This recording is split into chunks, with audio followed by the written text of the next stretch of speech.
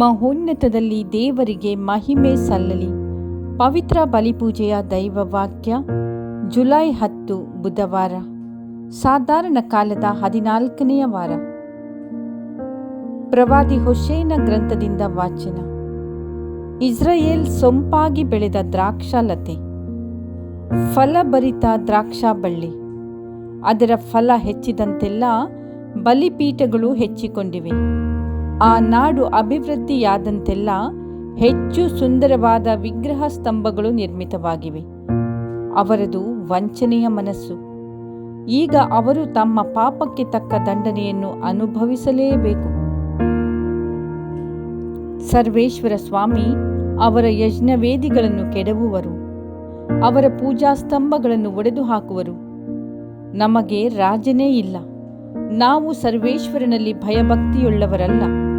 ನಮಗೆ ರಾಜನಿದ್ದರೂ ಅವನು ನಮಗೆ ಏನು ತಾನೇ ಮಾಡಿಯಾನು ಎಂದು ಆ ಜನರು ಆಡಿಕೊಳ್ಳುತ್ತಾರೆ. ಸಮಾರ್ಯದ ರಾಜನು ಪ್ರವಾಹದಲ್ಲಿ ಕೊಚ್ಚಿಕೊಂಡು ಹೋಗುವ ಕಡ್ಡಿಯಂತೆ ಕಣ್ಮರೆಯಾಗುವನು. ಇಸ್ರಾಯೇಲಿನ ಪಾಪಕ್ಕೆ ಆಸ್ಪದವಾಗಿದ್ದ ಅವೆನಿನ ಪೂಜಾಸ್ಥಾನಗಳು ನಾಶವಾಗುವವು. ಪಾಳು ಬಿದ್ದ ಬಲಿಪೀಠಗಳ ಮೇಲೆ ಮುಳ್ಳು ಕಳ್ಳಿಗಳು ಹುಟ್ಟಿಕೊಳ್ಳುವವು. ಅಲ್ಲಿನ ಜನರು, ಪರ್ವತವೇ ನಮ್ಮನ್ನು ತುಳಿದು ಬಿಡು, ಗುಡ್ಡಗಳೇ ನಮ್ಮನ್ನು ನುಂಗಿಬಿಡಿ ಎಂದು ಕೂಗಿಕೊಳ್ಳುವರು.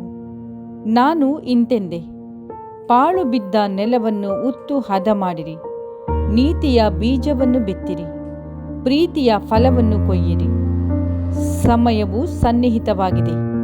ಸರ್ವೇಶ್ವರ ಆಗಮಿಸಿ ನಿಮ್ಮ ಮೇಲೆ ನೀತಿಯನ್ನು ಮಳೆಗರೆಯುವಂತೆ ಅವರಿಗೆ ಶರಣು ಹೋಗಬೇಕು. ಪ್ರಭುವಿನ ವಾಕ್ಯ. ದೇವರಿಗೆ ಕೃತಜ್ಞತೆ ಸಲ್ಲಲಿ. ಶ್ಲೋಕ. ಅಪೇಕ್ಷಿಸಿ ನಿತ್ಯವೂ ಪ್ರಭುವಿನ ದರ್ಶನವನ್ನು. ಹಾಡಿ ಪಾಡಿ ಹೊಗಳಿರಿ ಪ್ರಭುವನು, ಧ್ಯಾನಿಸಿ ನೀವು ಆತನ ಪವಾಡಗಳನ್ನು. ಹೆಮ್ಮೆ ಪಡಿ ನೆನೆದಾತನ ಶ್ರೀನಾಮ, ಹಿಗ್ಗಲಿ ಹೃದಯ ಕೋರಿ ಆತನ ದರ್ಶನ. ಶ್ಲೋಕ. ಅಪೇಕ್ಷಿಸಿ ನಿತ್ಯವೂ ಪ್ರಭುವಿನ ದರ್ಶನವನ್ನು. ಅರಸಿರಿ ಪ್ರಭುವನು ಆತನ ಶಕ್ತಿಯನು, ಅಪೇಕ್ಷಿಸಿ ನಿತ್ಯವೂ ಆತನ ಶಕ್ತಿಯನು.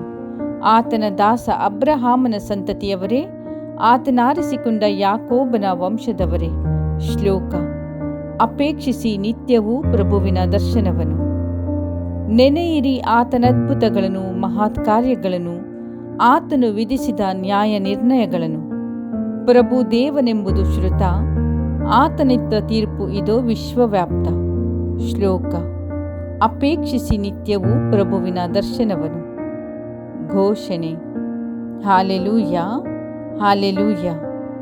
ಆತನ ಕರೆಗೆ ಕಿವಿಗೊಟ್ಟರೆನಿತೋ ಒಳಿತು ನೀವಿಂದೆ, ಕಲ್ಲಾಗಿಸಿಕೊಳ್ಳದಿರಿ ಹೃದಯವನ್ನು ನಿಮ್ಮ ಪೂರ್ವಜರಂತೆ. ಹಾಲೆಲೂಯ. ಸಂತ ಮತ್ತಾಯನು ಬರೆದ ಪವಿತ್ರ ಶುಭ ಸಂದೇಶದಿಂದ ವಾಚನ. ಪ್ರಭು ನಿಮಗೆ ಮಹಿಮೆ ಸಲ್ಲಲಿ.